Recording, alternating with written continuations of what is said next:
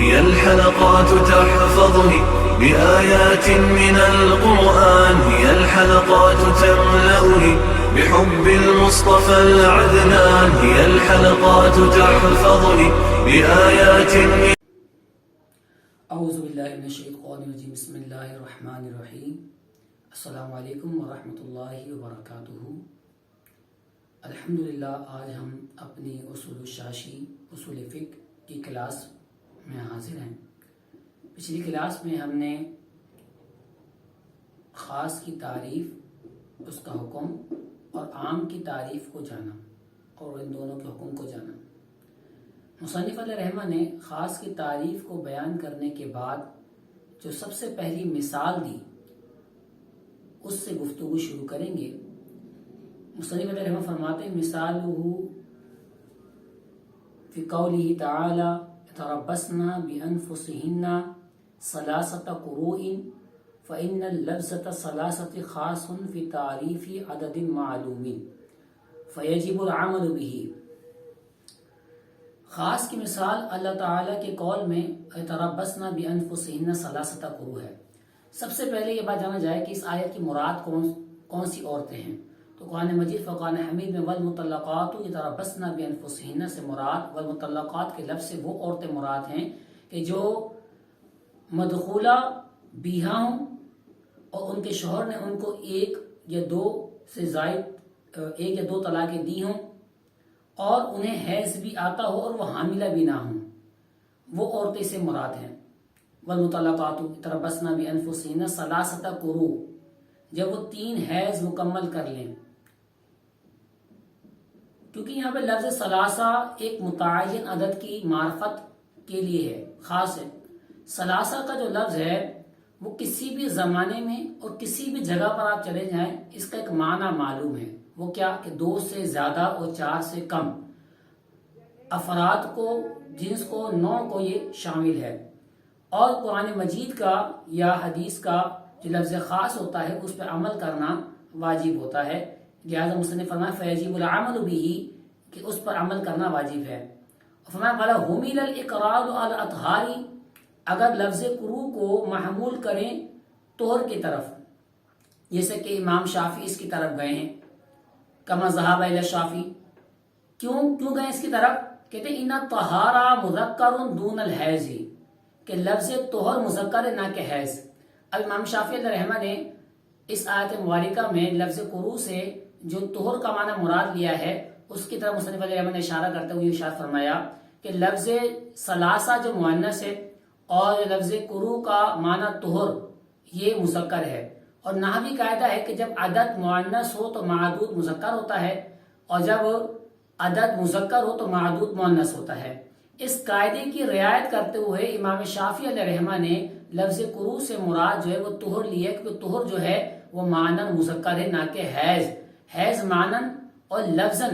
دونوں اعتبار سے، لفظی اعتبار سے تو اگرچہ وہ مذکر نظر آتا ہے لیکن اس کو کثرت استعمال کی بنا پر، یعنی عورتوں کے ساتھ اس کا تعلق اس قدر مضبوط ہے اس لفظ کا کہ یہ مؤنث کے حکم میں ہے۔ جو لفظ حیض ہے وہ مؤنث ہے اور جو طہر ہے وہ مذکر ہے، تو جب عدد مؤنث آیا تو معدود یعنی لفظ قروء کی جو مراد ہے وہ طہر امام شافعی نے لی اس قاعدے کی رعایت کرتے ہوئے۔ جب امام شافعی علیہ رحمہ نے اس قاعدے کی، نحوی قاعدے کی رعایت کرتے ہوئے طہر کا معنی مراد لیا تو بھی کیا مسئلہ ہوا؟ کہتے ہیں ان الطہارہ مذکر من الحیض وقد ورد الکتاب فی جمعی بلفظ تانیث دل انہ جمع مذکر وہو الطہر۔ کہتے ہیں مصنف علیہ رحمہ امام شافعی کے مذہب کی بات کو آگے بڑھاتے ہوئے کہ اس بات کا اعتبار کرتے ہوئے کہ طہر مذکر ہے نہ کہ حیض، اور کتاب اللہ جمع کے بیان کرنے میں مؤنث لفظ کے ساتھ وارد ہوئی جس بات پر کرتی ہے کہ قروء مذکر کی جمع وہ کیا ہے، وہ طہر ہے۔ اب ثلاثہ لفظ خاص ہے اور قروء سے مراد طہر ہے۔ اب امام شافعی علیہ رحمہ نے جب اس سے مراد طہر لے لیا، جیسے کہ انہوں نے مذہب اس کو اختیار کیا ہے، اور طہر معنی لینے کی بنا پر وہ 3 قروء ثابت نہیں ہو پائیں گے۔ اس کی وجہ یہ ہے کہ مصنف علیہ رحمہ نے اور امام شافعی اور امام اعظم اور ہمارے درمیان جو ایک مختلفی مسئلہ ہے وہ شریعت کی مشروع جائز کردہ طلاق کی صورت پر ہے۔ پہلے اس بات کو سمجھ لیں کہ شریعت کی مشروع جائز کردہ صورت کون سی ہے۔ شریعت کی مشروع جائز کردہ مسنون سنت طلاق کا جو طریقہ ہے وہ یہ ہے کہ حالت طہر میں بیگم کو طلاق دی جائے، زوجہ کو، بیوی کو حالت طہر میں طلاق دی جائے۔ جب بیوی کو حالت طہر میں طلاق دی جائے گی اور ایسے طہر میں جس میں اس نے وطی نہ کی ہو،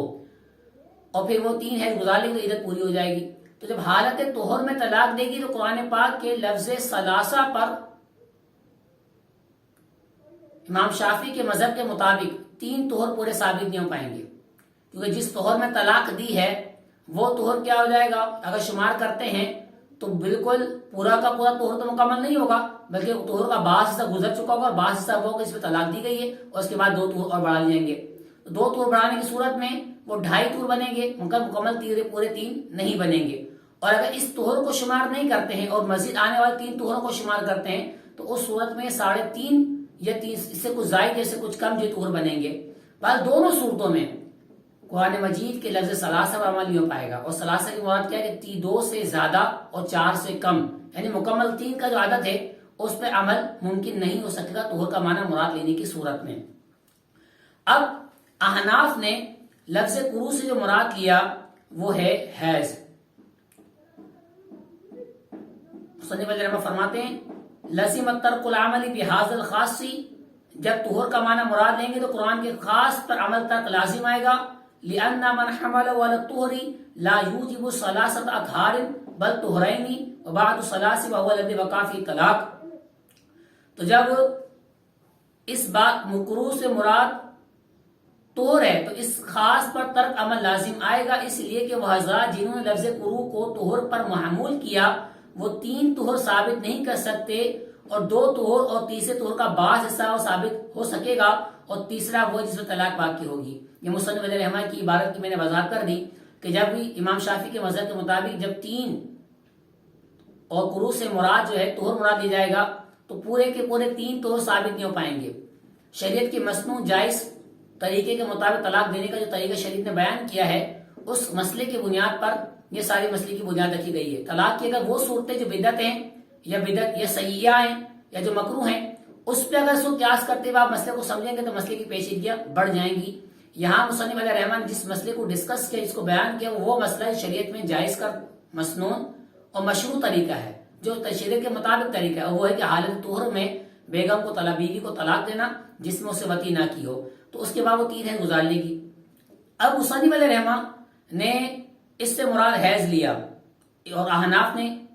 اس سے مراد حیض لیا۔ اب لفظ قروء سے حیض پر کیا دلیل ہے؟ ہم نے کہا یہ لفظ مشترک ہے، ثلاثہ خاص ہے۔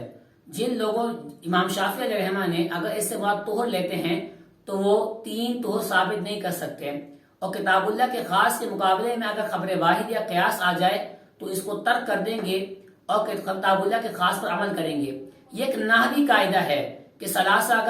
عدد اگر مذکر مؤنث ہو تو معدود مذکر ہوگا، عدد اگر مذکر ہو تو معدود مؤنث ہوگا۔ یہ ایک نحوی قاعدہ ہے۔ جب ہم خاص کے مقابلے میں خبر واحد یعنی حدیث کی کوئی قسم آ جائے اس کو بھی موقوف و متروک کر دیتے ہیں، اس کو روک دیتے ہیں اس حکم کے آنے کو کہ کتاب اللہ میں زیادتی نہ ہو، کتاب اللہ کے حکم میں زیادتی کیے بغیر اگر اس پر عمل کرنا ممکن عمل کر لیں گے، لیکن کتاب اللہ کے خاص میں عمل میں حکم میں تبدیلی آ رہی ہوگی تو اس پہ عمل نہیں کریں گے، اس خبر واحد کو قیاس کو روک دیں گے، اور جو کتاب اللہ خاص ہے اس پہ عمل کریں گے۔ تو اس کے حکم کے مطابق، خاص کے حکم کے مطابق ہم احناف نے یہاں لفظ قروء سے مراد جو حیض لیا ہے کہ جب حالت طہر میں وہ بیگم کو طلاق دے گا تو اس کے بعد مکمل 3 حیض گزارنے پر وہ عورت جو اس کی عدت مکمل ہو جائے گی اور کتاب اللہ کے خاص پر صحیح معنوں میں عمل ہو سکے گا۔ ایک تو یہ بات ہے۔ دوسری بات اس کا جواب یہ دی جائے کہ نحوی قاعدے کی رعایت ہم نے نہیں کی،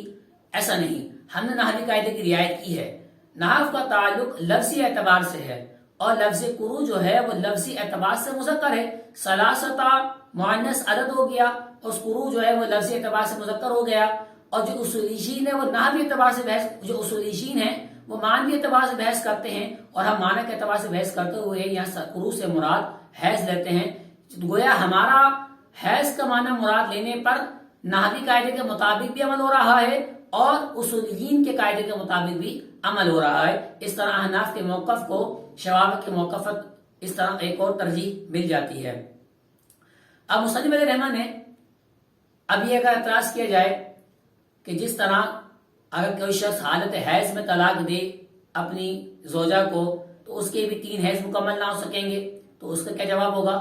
سب سے پہلے اس مسئلے کو سن لیں کہ اگر کسی نے حالت حیض میں اپنی بیوی کو طلاق دی تو یہ حرام ہے، یہ جائز نہیں ہے، اگرچہ طلاق واقع ہو جائے گی، جس سے طلاق دی طلاق ہو جائے گی کہ دینے والا گناہ گار ہوگا۔ دوسری بات، اگر کسی نے حالت حیض میں بھی اپنی بیوی کو طلاق دے دی تو جس حیض میں طلاق دی ہے ہم اس حیض کو شمار نہیں کریں گے اور اس کے بعد آنے والے 3 حیض کو شمار کریں گے، وہ عدت مکمل ہو جائے گی۔ تیسری بات جو مصنف علیہ رحمہ نے یہاں پر، میں نے شروع میں کہا کہ شریعت میں مشروع اور مسنون طریقہ ہے، اس کے مطابق بحث ہو رہی ہے، اور حالت حیض میں طلاق دینا شریعت کا مشروع اور مسنون طریقہ نہیں ہے، اس لیے ہم اس سے بحث بھی نہیں کر رہے۔ اس کا جو مسئلہ ہوگا وہ جو مجتہدین اور علماء نے لکھا ہے اس کے مطابق میں آپ کو جواب دے چکا۔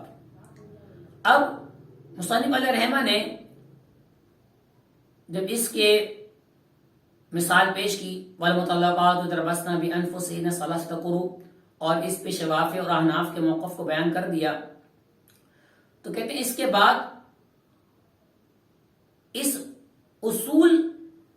کے اوپر ہی والے اختلاف پر نیچے جو فروعی مسائل ہیں، نیچے کے جو مسئلے ہیں وہ مختلف ہی ہو گئے کہ قروء سے مراد ہم نے حیض لیا یا طہر لیا، اور ثلاثہ سے مراد ہم نے مکمل 3 کا جو معنی لیا ہے۔ اس اصولی اوپری اختلاف کی بنا پر جو نیچے کے مسائل ہیں، جو تفریعات ہیں، جو فروعی مسائل ہیں، ان میں اختلاف کس طرح واقع ہو گیا۔ فرماتے ہیں مصنف علیہ فیخرج علی ھذا حکم الرجعۃ فی الحیضۃ الثالثۃ وزوال وتصحیح نکاح الغیر وابطالہ وحکم الحبس والاطلاق والمسکن والانفاق والخلع والطلاق وتزوج الزوج باختها واربع سواها واحکام المیراث مع کثیرۃ تعدادها۔ بس اس اختلاف کی بنا پر کہ تیسرے حیض میں رجوع کا حکم متفرق کیا جائے گا اور حکم رجعت کا زائل اور ممنوع ہونا، غیر زوج کے نکاح کے صحیح قرار دینا اور اس نکاح کو باطل و ناجائز قرار دینا ٹھہر رہے ہیں۔ باقی رہی رہائی، سکنا، نفقہ، خلا اور طلاق دینا اور شوہر کا اس معتدہ کی بہن سے نکاح کرنا اور اس کے علاوہ 4 عورتوں سے نکاح کرنے کا حکم اور میراث کے احکام ان کے کثیر مقدار کے ساتھ ہیں۔ جب اوپر عبارت کے تعلق کے اعتبار سے کہ لفظ قروء کی مراد احناف اور شوافی کے اختلاف تھا، اس اختلاف کی بنا پر تیسرے حیض میں دونوں فریقوں کے درمیان، تیسرے حیض میں دونوں فریقوں یعنی احناف اور شوافی کے درمیان مسائل میں اختلاف ہو جاتا ہے۔ ان مختلف ہی مسائل کی تعداد مصنف نے 7 بیان کی ہے، اور یہاں ھذا اسم اشارہ کا مشار الی احناف اور شوافی کا وہ اختلاف ہے جو معتدہ کی عدت کے بارے میں واقع ہوا کہ حیض کے لحاظ سے عدت گزارے گی یا طہر کے لحاظ سے عدت گزارے گی۔ تو شوافی کے نزدیک طہر کے لحاظ سے عدت ہوگی، جبکہ احناف کے نزدیک جو عدت ہے وہ حیض کے اعتبار سے ہوگی۔ مصنف علیہ رحمہ کی عبارت سے یہ بات ہمیں معلوم ہوتی ہے۔ اب جو 7 مختلف ہی مسائل ہیں، ان مسائل میں سب سے پہلا مسئلہ جو ہے وہ حکم رجعتی ہے کہ اگر کسی مرد نے اپنی بیوی کو 1 یا 2 طلاقیں رجعی دیں تو احناف کے نزدیک تیسرے حیض میں شوہر کو رجوع کرنے کا حق ہوگا، کیونکہ احناف کے نزدیک ابھی عدت باقی ہے، جبکہ شوافی کے نزدیک تیسرے حیض میں رجوع کا حق نہیں ہوگا، کیونکہ عورت تیسرے طہور کے ختم ہونے کے ساتھ ہی عدت سے نکل گئی۔ تو سب سے پہلے تیسرے حیض میں ہمارے ہاں احناف کے ہاں مرد جو اپنی بیوی سے رجوع کر سکتا ہے اور شوافی کے نزدیک رجوع نہیں کر سکتا، کیونکہ عورت کی عدت ختم ہو گئی تیسرے طہور پر، تو ان کے نزدیک نہیں کر سکتا۔ یوں ہی اگر کسی شخص نے اس مطلقہ سے تیسرے حیض میں نکاح کرنا چاہا، اس مطلقہ سے تیسرے حیض میں نکاح کرنا چاہا، تو احناف کے نزدیک یہ نکاح جائز نہیں ہوگا، کیونکہ عورت ابھی عدت میں ہے اور عدت میں داعی نکاح بھی منع ہے، جبکہ شوافی کے نزدیک اس عورت کا غیر سے نکاح جائز ہوگا، کیونکہ عورت کی عدت تیسرے طہور کے ساتھ مکمل ہو گئی۔ یوں ہی اس کو روکے رکھنا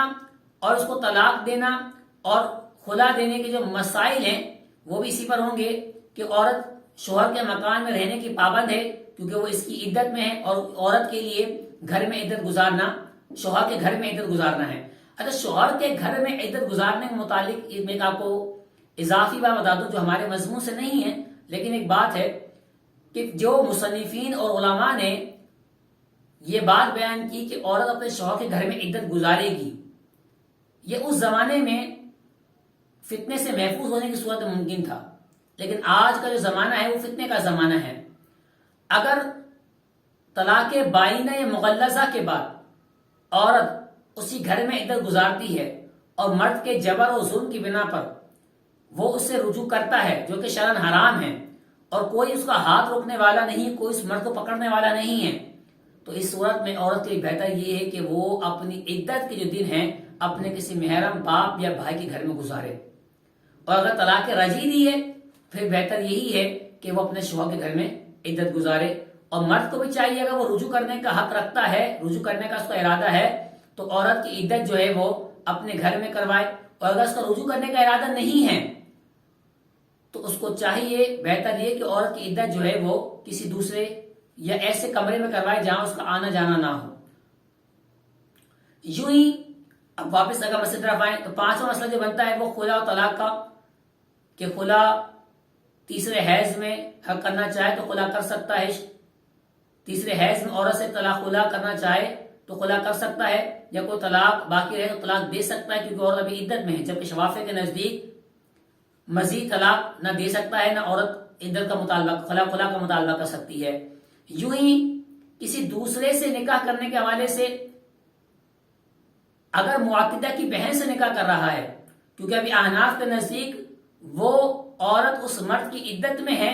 تو اس کی بہن سے نکاح نہیں کر سکتا، عدت مکمل ہونے کے بعد کر سکتا ہے، لیکن شوافع کے نزدیک کیونکہ عدت مکمل ہو چکی، تیسرے ایسے ختم ہونے تو ہوتے ہی، اس سے پہلے طہر گیا، طہر میں عدت ختم ہو گئی تو اب وہ نکاح کر سکتا اس کی بہن سے۔ یوں ہی اگر کسی کی 4 سے زائد بیویاں ہیں تو وہ 5واں نکاح نہیں کر سکتا احناف کے نزدیک، جب تک کہ چوتھی عورت اس کی عدت گزار رہی ہے، تیسرے حیض عدت میں شمار ہوگا، جبکہ شوافع کے نزدیک عدت سے گزر چکی اور وہ نکاح کر سکتا ہے۔ یوں ہی جو میراث کا مسئلہ ہے، اگر شوہر تیسرے حیض سے مر جاتا ہے تو معتدہ شوہر کی میراث کی حقدار ہوگی کیونکہ ابھی عدت باقی ہے۔ خاوند کو تیسرے حیض میں معتدہ کے لیے وصیت کرنا جائز نہ ہوگی کیونکہ حدیث میں آیا کسی وارث کے لیے وصیت درست نہیں، جبکہ شوافع کے نزدیک یہ عورت شوہر کی میراث کی حقدار نہ ہوگی، اس لیے کہ وصیت جائز ہے کیونکہ عورت عدت سے نکل چکی ہے، لہذا اجنبی ہو گئی۔ یہاں تک مصنف فرماتے ہیں کہ میراث کے تمام احکام تفصیل اسی اختلاف پر مبنی ہیں، یعنی میراث کے جتنے بھی مسائل ہیں اس کے آگے کے وہ سارے کے سارے اسی اختلاف پر مبنی ہیں کہ عورت ابھی عدت میں ہے کہ عدت میں نہیں ہے، یعنی شوافع اور احناف کے مابین میراث کے بعد میں جو بھی مسئلہ وہ اسی اصول کی بنیاد پر ٹھہرے گا عدت کی صورت میں۔ تو یہاں تک مصنف علیہ رحمہ کی خاص کی پہلی مثال والمطلقات یتربصن بانفسہن ثلاثۃ قروء کے تحت ہم نے اس کی تعریف کو جانا، ہم نے اس آیت مبارکہ کے اندر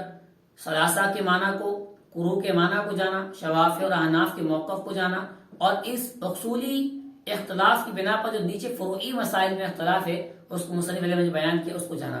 انشاءاللہ ضرور اگلی کلاس میں ہم خاص کی دوسری مثال مصنف علیہ رحمہ نے دی قد علیتم ما فرضنا علیہم فی ازواجہم کے تحت گفتگو کریں گے۔ السلام علیکم ورحمۃ اللہ۔